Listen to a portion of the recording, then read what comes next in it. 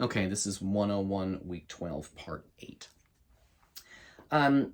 So the paragraph 10, which is the first big paragraph on page 3, the one that begins, the word conscience is used to express two phenomena, it is really the most complicated part of the from.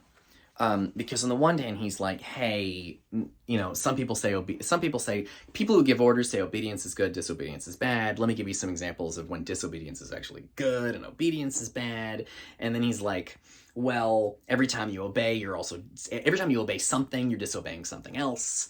And there's like, and are you taking your orders from someone yelling at you, or is it coming in from in here? But then in here, it's like sometimes if a person yells at you enough as a child or a young person, their voice is kind of in you forever. You can always hear your mom's voice in you. And then you got to decide, is that person worth listening to? And which there's several voices coming in from inside you. Some of them are coming from you, but some of them are coming from outside you. So sometimes I'm like, I need a new iPhone. But like, is that me? Or am I just watching too many commercials? And now that the voice of the commercial is inside me pinging, you gotta get a new iPhone. But like, I think that, and sometimes the commercial will say, you should get a new iPhone. And I'm like, I'm not listening to you, commercial. But if you see enough commercials, you can hear the commercial coming from in here, telling you to buy stuff that you don't even really need. So that's the problem, is you have to listen to yourself enough to figure out what's really you and what's an outside force like your mom or television commercials or bosses or whatever in your head, because you got two different kinds of voices in here and you got to figure out which one to listen to.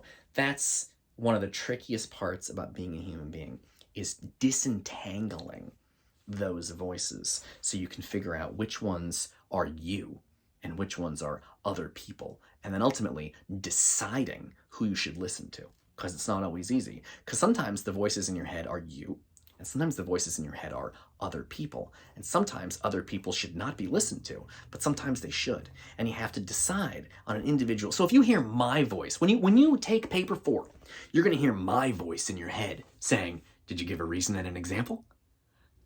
Did you consider objections? Now that's not your voice, that's me. I'm trying to program you. I'm trying to tell you, every time you read an essay, I want you to think about, give your opinion, give reasons, give examples to back it up. That's my voice in your head. But I think you should listen to that voice, even though it's not coming from you. Because the idea is you want to be like, okay, I got Professor Clock's voice in my head, and he wants me to use reasons and examples. Is that a good idea? Well, I'm taking paper 4. I think he's going to give me good advice. I think I am going to listen to him. But then sometimes you have a voice in your head telling you something bad. Like sometimes I'm sure you've grown up with people who gave you bad advice and it sort of sticks with you. So, if you go to church a lot as a little kid, the church is like, you better pay attention to the church or you're going to hell. And then even when you grow up and you're like, I don't even believe in hell, there's still a little voice in the back of your head going, you're going to hell. Don't listen to that voice, maybe, right? You have to decide whether, is that worth listening to? I don't know. Maybe it is, maybe it isn't. Okay. Cool. Yeah, it's tricky. So some churches will say dancing is sinful, and if you dance, you're going to hell. And then when you go, and then you're like, and you leave that church, and you're like, those people are stupid, but their voice is still in you. And then you go to dance, and you hear this little voice being like, you're going to go to hell if you dance. And it's like, should you listen to that? No, I don't think you should listen to that voice. I think dancing's okay, but you have to decide every time, and it's difficult. Cool. Okay. Paragraph 11. Authoritarian conscience, superego, is still obedience to a power outside myself, even though this power has been internalized. So sometimes the people yelling at you get stuck in your head. And so he was saying, look, don't listen to people yelling at you. Listen to your own heart. But sometimes people are yelling at you, but it's coming from inside because you kind of they programmed you. They brainwash you. They put it in your brain. I'm trying to brainwash you into doing good on paper 4. You got to decide who to listen to. Authoritarian conscience, superego, is still obedience to a power outside myself, even though this power has been internalized. Consciously, I believe I'm following my own conscience. In effect, however, I have swallowed the principles of power, just because of the illusion that humanistic conscience and superego are identical. Internalized authority is so much more effective than the authority which is clearly experienced as not being a part of me.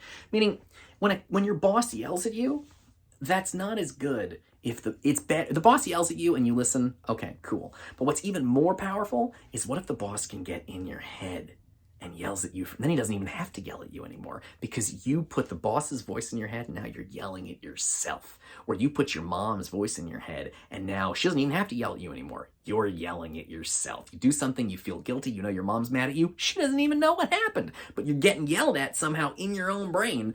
And a lot of people, he says, consciously I believe I'm following my conscience. In effect, however, I've swallowed the principles of power. And he says, just because of the illusion that humanistic conscience and superior ego are identical, they're not identical, it's an illusion. Many people can't tell the difference between the voice in their head that was put there by bosses and moms and the voice that's actually you. It's hard to figure out which one's which. You go to church long enough as a kid and you get a voice in your head that's like a church voice. And is that you or not? It's hard to figure out because sometimes the church will tell you good things and you should listen to it, and sometimes the church will tell you bad things, and it's tricky to figure out what you should listen to and what you shouldn't. The last sentence here of paragraph 11, he says, obedience to the authoritarian conscience, like all obedience to outside thoughts and power, tends to debilitate humanistic conscience and the ability to be and to judge oneself. That is a difficult sentence, but it's one of the most important. The last sentence of paragraph 11, I'm going to read it again. Obedience to the authoritarian conscience, that's authority outside of you, like all obedience to thoughts, outside thoughts and power, tends to debilitate the human conscience, the ability to be and to judge oneself. Okay, so again, somebody yelling, do you want to listen to somebody yelling at you or the voice in here? Okay, well, you're going to listen to the voice in here. Okay, but some of the voices in here are you, and some of the voices in here are like people who brainwashed you, what you're going to listen to. And he says, and this is really important, he uses the word debilitate. He says, authoritarian conscience, like all obedience to outside thoughts and power, tends to debilitate humanistic conscience, the ability to be and to judge oneself. It's a really important point. And here's, what does debilitate mean? It means make weak. If someone's debilitated, it means they're weak. They're sick and they're weak. This is a really, really good point. He says, obedience to authoritarian conscience, like all obedience to outside thoughts and power, because the authoritarian conscience is like the brainwashing people have done to you, tends to debilitate humanistic conscience, the ability to be and to judge oneself. In other words, if you listen to people who yell at you too much, and if you let their voices get inside you too much, you'll never be able to hear your own voice. It weakens, it debilitates your power to hear the voice that's really you. If you listen to, because it takes practice to hear the voice in here that you should trust. And a lot of people can't hear anything in here because they're so used to listening to people yelling at them, or people yelling at them, brainwashing them, and then they're listening to that person's voice in their head. And if you do those two things too much, you can never figure out what you actually want. It weakens your ability to hear your own thoughts and your own stuff. I think that's really one of the most important parts of the whole piece. Cool. Okay, so I think that's good. We're powering through this. We're going really well. I think you got it so far. I was gonna summarize again, but I've summarized enough, and I think I'm just gonna move on a little bit. So in paragraph 12, guess what he does? He makes it more complicated. A little more complicated. You can handle this. The statement, on the other hand, that obedience to another person is ipso facto submission needs also to be qualified by distinguishing irrational from rational authority. Okay, ipso facto just means like obviously. It's Latin. Okay. All right, so he's talking about should you listen to authority or not? Well, he loves splitting things into two. Some people say disobedience is bad, but I think it's good. But then also there's, are you listening to the voice? Are you listening to people yelling at you, or are you listening to your own voice? Okay, there are lots of voices in here. Some of them are from people yelling at you who brainwashed you. Some of them are from you. He also adds here another split. He says sometimes authority figures come in two flavors, rational and irrational.